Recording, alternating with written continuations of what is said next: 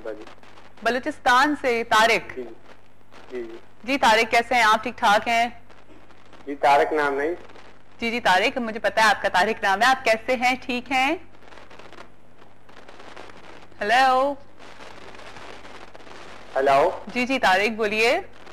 जी तारिक बाजी नाम नहीं है, साजिद बलोच नाम है, सिद्धी बलूचिस्तान से बात कर रहा हूँ।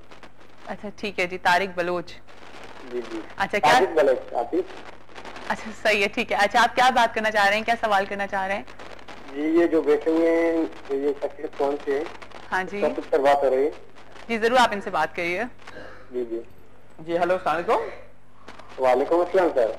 जनाब कैसे मिजाज हैं आपके? ठीक ठाक हैं? ठीक ठाक सर, अल्लाह का शुक्र है। आप ठीक ठाक है? बिल्कुल ठीक ठाक जनाब। जी साजिद बलोच सर। जी सारिक साहब, जी क्या पूछना चाह रहे हैं?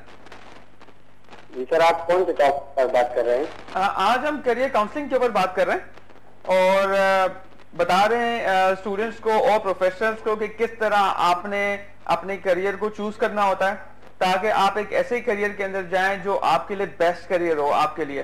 तो उसके कुछ स्टेप्स होते हैं, उसके लिए आपको काफी चीजों को ख्याल रखना होता है। तो उन चीजों पे हम जो है वो ब्रॉडली डिस्कस कर रहे हैं कि करियर भी एक ऐसी चीज है जिसके ऊपर स्टूडेंट को या प्रोफेशनल को सोचना चाहिए। ओ लाइन ड्रॉप हो गई। आई थिंक मैं बलूचिस्तान का मौसम जरूर पूछती सारिका आपसे कि बलूचिस्तान का मौसम कैसा है। अच्छा ठीक है, तो फिर हम जो बात कर रहे थे कि जी स्कूल्स में कैरियर गाइडेंस का होना चाहिए, लेकिन अच्छा अब नहीं होता तो क्या वजह है कि हमारे पास क्या कैरियर एडवाइजर्स नहीं है या हमारे पास फंडिंग इतनी नहीं है? देखिए काफी चीजें होती हैं, जो रेगुलेटरी अथॉरिटी है हाँ। उसको भी जो है वो थोड़ा सा मोमेंटम में आना चाहिए। आपने देखा होगा हमारे यूनिवर्सिटीज का जो ओवरऑल प्रोग्रेस है वो इंक्रीज हो गया है जब से HEC ने कुछ पॉलिसीज प्रोसीजर्स और इंस्पेक्शंस वगैरह बहुत अच्छे लेवल पे आ गए हैं। वो इस वजह से उन्होंने चीजें इंट्रोड्यूस की हैं, चीजें जो बताई हैं कि एक फ्रेमवर्क दिया है, सारी चीजें दी हैं। इसी तरह अगर स्कूल्स के भी रेगुलेटरी अथॉरिटीज कह दें कि जी आप सिर्फ जो एजुकेशन इम्पार्ट कर रहे हैं वो इनफ नहीं है, आप करियर काउंसलिंग में इंट्रोड्यूस करें, तो एक आप लॉ बना के आप इंट्रोड्यूस कर देंगे। इसी तरह के देखिए हर ऑर्गेनाइजेशन को eight the end of the year अपना एक्सटर्नल ऑडिट करवाना होता है। इसी वजह से हमारा चार्टर्ड अकाउंटेंट्स की इतनी वैल्यू है कि जी external auditing is must for the companies. इसी तरह अगर स्कूल वाले भी करियर काउंसलिंग को मस्ट कर दें कि जी आपने करियर काउंसलिंग करवानी है अपार्ट फ्रॉम जो आप नॉर्मल एजुकेशन दे रहे हैं, तो छोटे लेवल के ऊपर हो ताकि हर स्टूडेंट को एक दफा मौका मिल जाए अपने करियर को because at the end of the day हम स्कूल में जाते हैं इस बात से कि step by step we are moving to a career जिसमें हम जाना चाह रहे हैं। तो अब उससे रेगुलेटरी अथॉरिटी और एक टाइम आता है जिसमें बच्चे से पूछना सब लोग सवाल करना ये स्टार्ट कर देते हैं, क्या बनोगे बड़े होके, है ना? तो फिर वो बच्चे को इतना क्लियर होना चाहिए, वो ठक से बताएगा, वो ये नहीं बताया नहीं मैं ये बनूंगा, नहीं मैं वो बनूंगा। आई मीन इस एज से स्टार्ट कर लेना चाहिए, इसका मतलब है। ठीक है, अच्छा लेकिन वही वाली बात है कि जब आपके पास आए कोई भी अगर स्टूडेंट आपके पास आता है तो आप उसको उसके बारे में भी बताते हो कि देखो तुम्हारे ये वीक पॉइंट्स हैं, तुम यहाँ पर वीक हो, तुम यहाँ पर स्ट्रांग हो, तुम ये चीज कर सकते हो। लेकिन बहुत दफा ऐसा होता है कि बच्चे ओवर कॉन्फिडेंस का शिकार होते हैं, नहीं जी हम तो, या पेरेंट्स ओवर कॉन्फिडेंस का शिकार होते हैं, नहीं जी हमारे बच्चे के अंदर तो ये चीज है, आप कैसे कह सकते हैं, आपको नहीं पता। लेकिन आपके अंदर वो जजमेंट होती है कि आप फौरन जज कर लेते हो? बिल्कुल, देखिए इसी तरह है कि वी आर करियर डॉक्टर्स। ठीक है, आप अगर किसी डॉक्टर के पास जा रहे हैं तो आप ये नहीं कहोगे कि यार आपने कैसे जज कर लिया कि ये मुझे है। हाँ। क्योंकि आपने जज नहीं, जब आप हमारे पास आए ही इसी वजह से हैं कि आपको ट्रस्ट है या आपको मालूम है कि हमारे पास वो क्वालिफिकेशन है। हाँ। हमारे पास वो करियर की क्वालिफिकेशन है जिसकी बेसिस पे हम आइडेंटिफाई कर सकते हैं कि कौन कौन से करियर्स में आप जा सकते हैं। ठीक है, तो फिर उसमें कोई चैलेंज नहीं होता क्योंकि वो हम देखें, वो हम जब ये ना एक पूरा प्रोसेस है, स्टूडेंट बोल रहा होता है उसको हम एनालाइज कर रहे होते हैं, उस एनालिसिस की बेसिस पे हम जिसको हम कहते हैं पैराफ्रेजिंग के थ्रू दोबारा बता रहे होते हैं, समराइजिंग के थ्रू दोबारा वो स्किल्स यूज कर रहे होते हैं हम। तो स्टूडेंट जो है वो या प्रोफेशनल जो है वो खुद जो है वो फील कर रहा होता है हाँ एक्चुअली जो है ये तो मुझे मालूम ही नहीं था। अच्छा, मुझे इससे वो वाली मूवी, वो तारे जमीन पे जो आमिर खान की जो मूवी थी वो कुछ इसी टाइप की थी। बिल्कुल इसी तरह की है। 3 इडियट्स भी उसी की जो है उसी की अच्छा, यानी कि ये कितना इंफॉर्मेटिव चीज है। वो सिर्फ ठीक है कि उसमें बच्चा जो था वो आर्ट की तरफ था और वो उसको डायरेक्टली बताया, पेरेंट्स को नहीं पता था। बिल्कुल, और वो वही उसको बोर्डिंग में भेज दिया। तो ऐसा आपके पास इस तरह के केसेस आते हैं? बिल्कुल, बिकॉज उसकी वजह ये है कि आप पेरेंट्स देखिए, हर पेरेंट जो है वो चाहता है कि मैं अपने बच्चे के लिए बेस्ट चीज करूं, ठीक है। लेकिन देखिए आप सर्टेन लिमिट तक जो है वो उससे पूछे बगैर कोई काम कर सकते हैं। हाँ। राइट। अगर पेरेंट जो है वो अपने बच्चे के लिए बेस्ट चीज, अगर मैं अक्सर डॉक्टर की एग्जांपल दे देता हूँ, आप उसको कोई बीमार हो गया, कुछ हो गया, आप कुछ चीजें होती हैं, आप कहते हैं जी कोई पैरासिटामोल दे दी, कोई भी चीज आपने दे दी आपको, लेकिन कुछ ऐसी सिनेरियोज होते हैं जिसमें आप कहते हैं नहीं जी हमारा बस भी नहीं है, उसको डॉक्टर के पास ले जाओ, वो बताएगा कि उसने करना क्या है, बिकॉज वो क्वालिफाइड है। हाँ। इसी तरह करियर के हवाले में 1 2 3 4 5 6 क्लास में जो है वो आप शायद स्टूडेंट को बता देते हैं, अपने बच्चे को बता देते हैं, लेकिन जब करियर मेजर डिसीजन लेना है तो आपको जो है वो करियर काउंसलर की जो है वो जरूरत पड़ती है, सर्विसेज लेना जरूरी हो जाती है, और ये बहुत कोई इतनी एक्सपेंसिव चीज नहीं होती, बहुत चीप रेट्स में चीज होती है। ठीक है, अच्छा अब हम ब्रेक पे जा रहे हैं, ब्रेक के बाद जब वापस आएंगे तो हम स्टूडेंट का और पेरेंट्स का के गोल्स के बारे में पता करेंगे, उनके एक्शन के बारे में जानने की कोशिश करेंगे कि क्या एक्शन होना चाहिए उनका, किस तरह से उनको बच्चे के कैरियर को प्लान करना चाहिए। छोटी सी ब्रेक छोटी करते हैं अपने शो पे, और मैं अभी हम लोग ब्रेक पे यही बात कर रहे थे कि लाइव शो करना इतना आसान नहीं है, लेकिन ये वही बंदा बहुत आसानी से कर सकता है जो सिर्फ हर वक्त बोलता है, और मैं इतना बोलती हूँ कि चुप कराना मुश्किल होता है। और हमारे साथ इसमें मौजूद है जी अमीन सलीम, और हम बात करें कैरियर काउंसलिंग के ऊपर, और उसके आगे बच्चों के फ्यूचर के ऊपर हम बात करेंगे, किस तरह से आगे बच्चों को अपने कैरियर के बारे में सोचना चाहिए। तो अब हम आ जाते हैं, जैसे मेरे पास जितने भी डॉक्टर्स आते हैं तो मैं उनसे ट्रीटमेंट या उनके प्रिवेंशन जरूर पूछ रही होती हूँ। तो अब हम आ जाते हैं कि जी क्या गोल होना चाहिए बच्चे का, और पेरेंट्स का क्या गोल होना चाहिए, उनका क्या एक्शन होना चाहिए। देखिए करियर में ये है कि पहले जिस तरह हम जब डॉक्टर के पास आते हैं तो डॉक्टर एनालाइज करता है कि जी सिम्टम्स क्या है, क्या क्या अलामात हो रही हैं, हाँ। जिसकी बेस पे जो वो डॉक्टर ट्रीटमेंट देता है। राइट। इसी तरह जब कोई इंडिविजुअल हमारे पास करियर के लिए आता है तो हम देखते हैं कि जी साइंस और सिम्टम्स क्या हैं उसके, क्या लेके आ रहा है।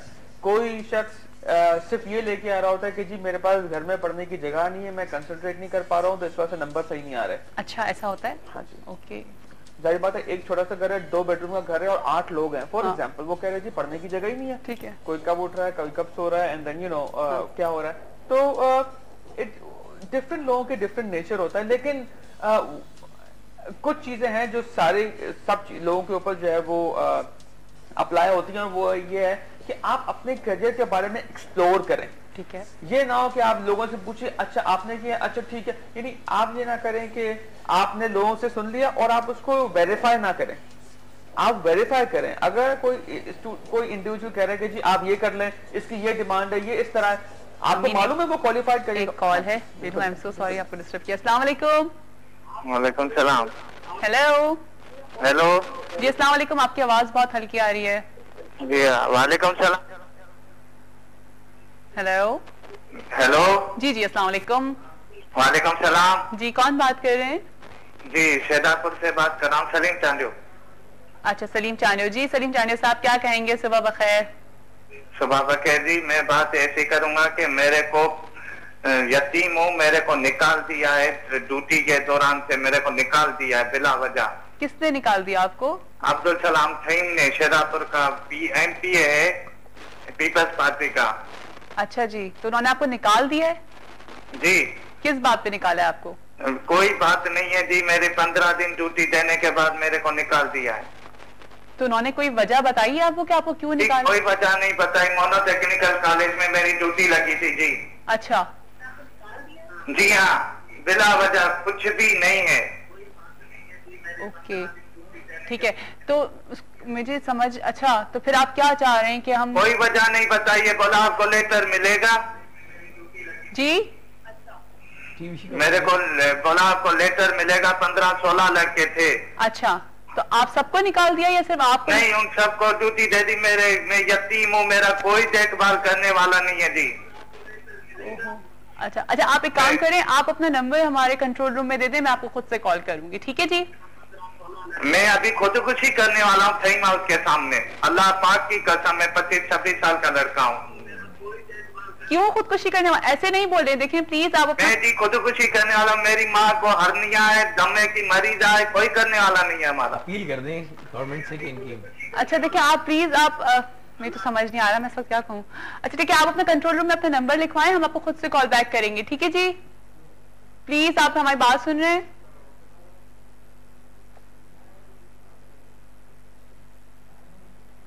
Oh my God. देखिए ये इस तरह के केसेस जो हैं वो हमारे पास जो है वो अनफॉर्चुनेटली जो होते हैं वो यही होता है कि करियर की डायरेक्शन नहीं होती और फिर आपको ऑल्टरनेटिव प्लानिंग करनी होती है। जो आप कहते हैं ना गोल्स एंड एक्शंस में, कि हमारे पास ऑल्टरनेटिव प्लानिंग लाजमी होनी चाहिए किसी भी करियर के अंदर, कि अगर आपके पास जैसे एम्प्लॉयमेंट है, अनएम्प्लॉयमेंट है, तो वो किस वजह से है और फिर आपके पास ऑल्टरनेटिव। चलें ठीक है अमीन, हम इसको आगे कंटिन्यू करेंगे अपने इसी टॉपिक को, यहीं पर हम आज इसको स्टॉप करते हैं क्योंकि हमारे पास टाइम बिल्कुल ख़त्म हो गया है। और अभी जो कॉल आई थी मुझे समझ नहीं आ रहा है कि हम क्या बात करें इसके ऊपर। यकीनन हम इसका कोई हल निकालेंगे और जानेंगे कि किसकी तरफ से क्या गलती है जो जी उन्होंने इतनी बड़ी बात कर दी कि मैं खुदकुशी करने जा रहा हूँ। आपको पता है कि खुदकुशी करना हराम है और ज़िंदगी अल्लाह ताला ने एक दफ़ा दिया, हमें उसको भरपूर अंदाज में इंजॉय करना चाहिए और इस तरह की बातों को नहीं सोचना चाहिए, उसका हल निकालना चाहिए। अगर आप अभी आप हमारे शो को देख रहे हैं तो उसका हल निकालें और ज़िंदगी में एक ही जगह पे जॉब नहीं होगी और बहुत सारी जगहों पे जॉब होगी। अल्लाह ताला ने आपको हाथ पैर, आपको बिल्कुल सेहतमंद एक इंसान बनाए, तो उस चीज़ को फोकस करें। इस तरह की बातें करने से आप अपने साथ तो जुल्म कर ही रहे हैं, अपनी माँ के साथ भी जुल्म करें। प्लीज़ इस तरह की बातें ना करें। इंशाल्लाह कल आप लोगों से मुलाकात होगी नए टॉपिक के साथ, नई बातों के साथ। और कल तो यकीनन हमारे साथ फैसल फसी भी होंगे, कल ट्यूसडे का दिन और डॉक्टर वजाहत भी होंगे और हम जिस टॉपिक से बात करेंगे वो हमें कल ही पता चलेगा। चलिए जी, अपना बहुत ख्याल रखिएगा। पाकिस्तान जिंदाबाद। अदनान आपका गाना है, लेकिन हमने 3 इडियट्स की बात की थी तो आप 3 इडियट्स का गाना गा रहे हैं ना?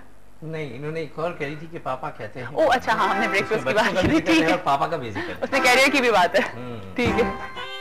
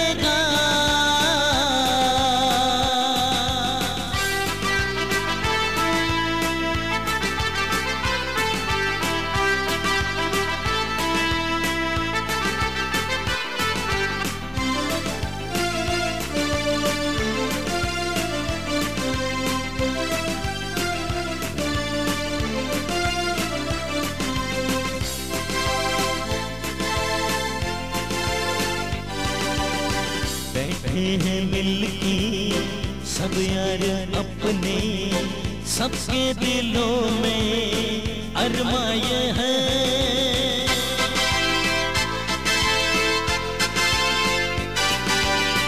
बैठे हैं मिलके सब यार अपने, सबके दिलों में अरमाए हैं। वो जिंदगी में कल क्या बनेगा, हर एक नजर का सपना यह है। कोई इंजीनियर का काम करेगा, बिजनेस में कोई अपना नाम करेगा, मगर ये तो कोई न जाने कि मेरी मंजिल है कहाँ। डैडी कहते हैं बड़ा नाम करेगा,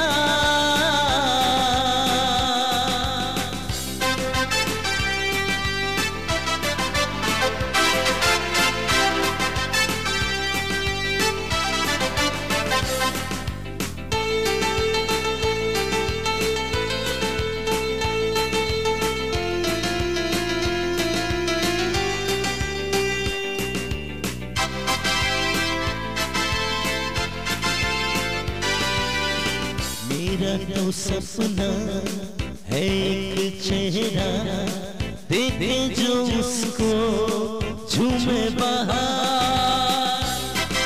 काम की बात आ गई है। मेरा तो सपना है एक चेहरा, देखे जो उसको झूमे वहाँ।